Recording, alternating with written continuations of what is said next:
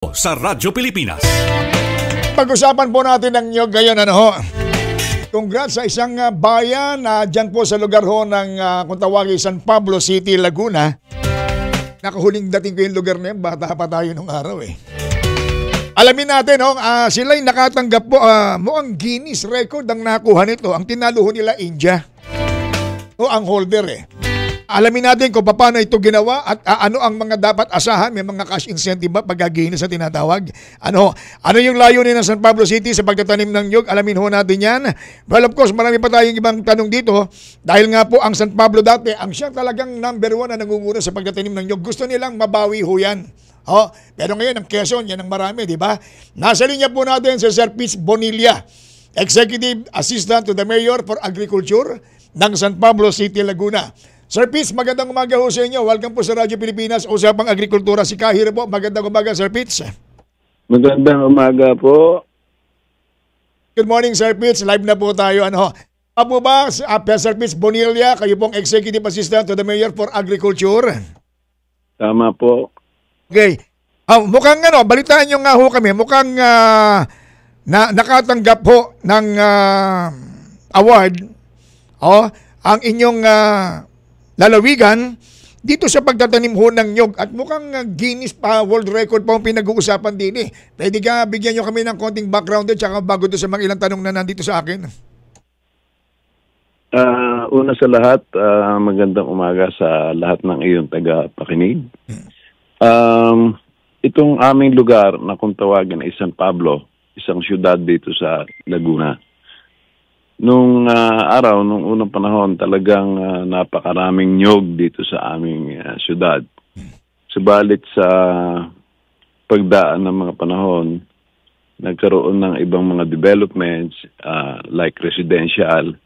Yung aming ibang agricultural lands ay na-convert sa mga residential. Kung kaya nabawasan, libu-libong niyog ang naputol. So itong aming programang ito ay alinsunod sa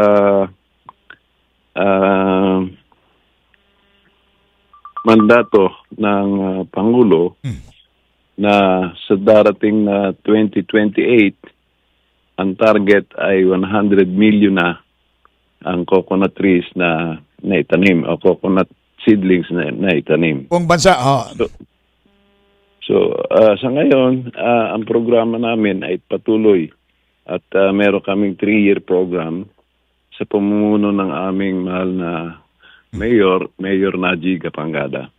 So, itong attempt na ito na mag-set ng world record, ito ay sumisimbolo lamang sa aming adhikain na mabuhayin muli ang industry ng niyog dito sa aming syudad.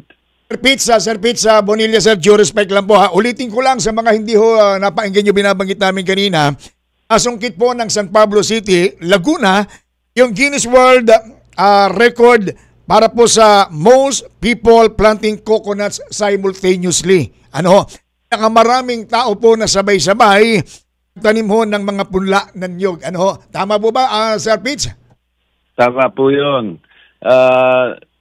Mayroong kabuuang 10,740 na katao o participant ang sabay-sabay na nagtanim ng coconut seedling sa iba't ibang barangay. Iba't ibang rural barangay. At sinasabi, tama ho ba, Sir Pitts, na yan pong pagtatanim na yan, ginawa lang yan sa loob po ng 15 minuto. Tama po yun. Subalit bago ito maganap, napakaraming preparasyon ang aming isinagawa. At nakuha namin within 15 minutes yung pagtatransplant ng coconut seedling na yan sa iba't ibang venues na sasakupan ng 11 rural barangays. Ang San Pablo po, merong 80 barangay. Marami at mahigit na 4 na po dyan ay rural barangays. So, ito'y umpisa lamang ng aming programa.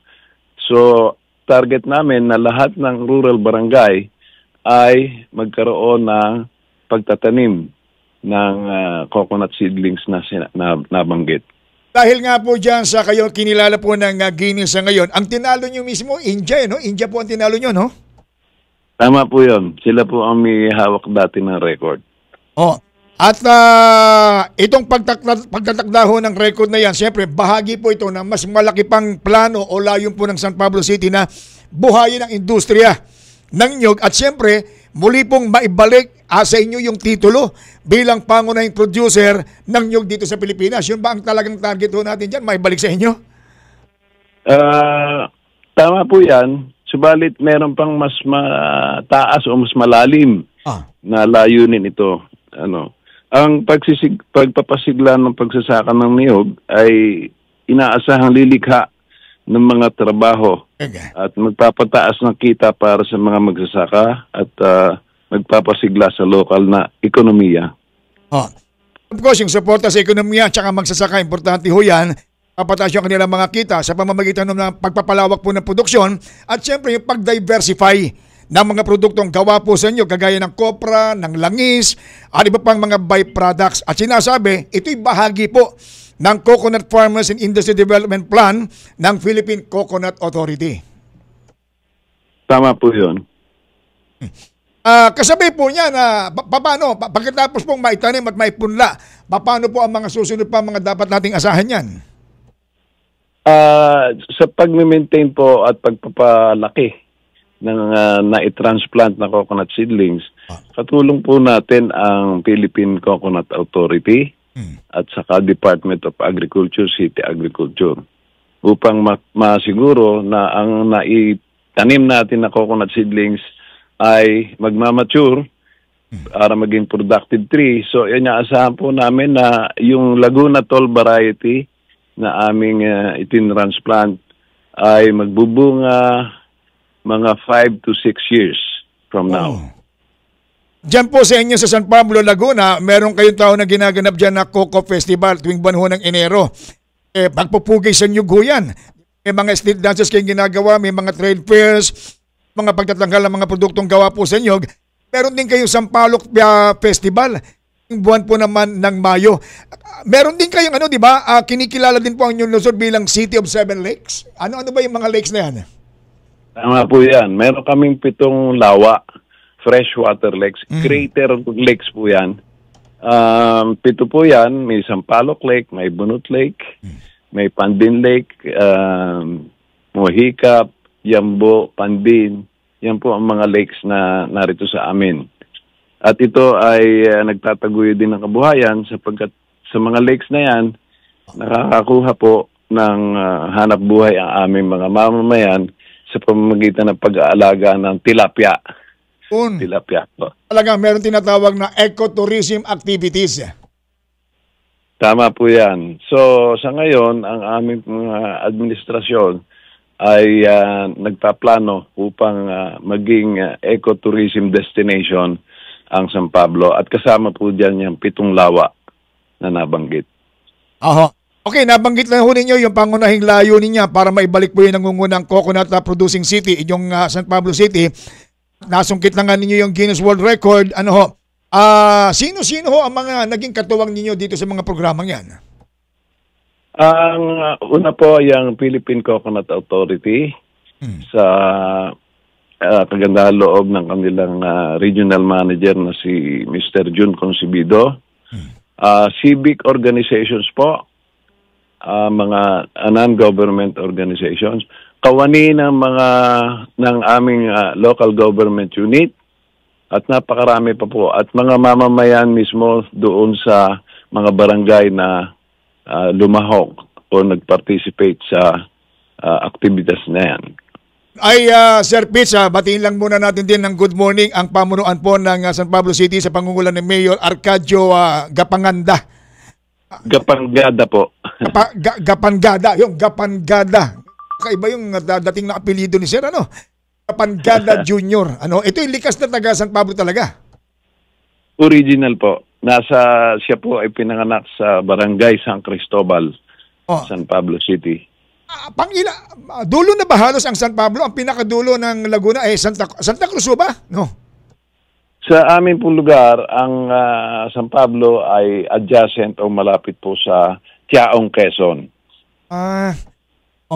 Marami kasing nakikinig din sa atin sa Laguna, maging dyan sa May Santa Cruz sa Laguna. Paano naman, paano nakilink itong mga ginagawa niyo yan sa mga pambansang programa? Okay. Meron pong hangad ang ating Pangulo na buhayin din ang ating industriya ng niyog. At ang target po ay makapag-transplant ng 100 million coconut seedlings until 2028. Ito ba yung kauna-unahan ninyong attempt dito sa Guinness World Book of Record? Kauna-unahan pong attempt namin yan. Kamusta? Alam naman na ho natin na Sir Pitts, maraming hamon kasabay ho ng mga iba't ibang klaseng mga pananim. Basta agrikultura, maraming hamon. Nandiyan po yung peste at sakit kamusta po yung kukulisap na yan? Paano ba natin binabantayan ho yan? Siyempre, nandiyan din ho yung kompetisyon sa presyo. Mababa yung halaga ng copra sa global market ngayon At yung pagbabago ng klima ng panahon. Tama po yan. So, itong aming itinanim na variety, ito po'y very resistant sa mga sakit. At kung magkaroon man, nabanggit ko nga po na ang Philippine Coconut Authority ay on alert at handang tumulong kung sakasakaling magkaroon ng peste. Kung natatandaan nyo, nagkaroon tayo ng problema niyan noong 2011. Lumaganap yan 2013. Okay.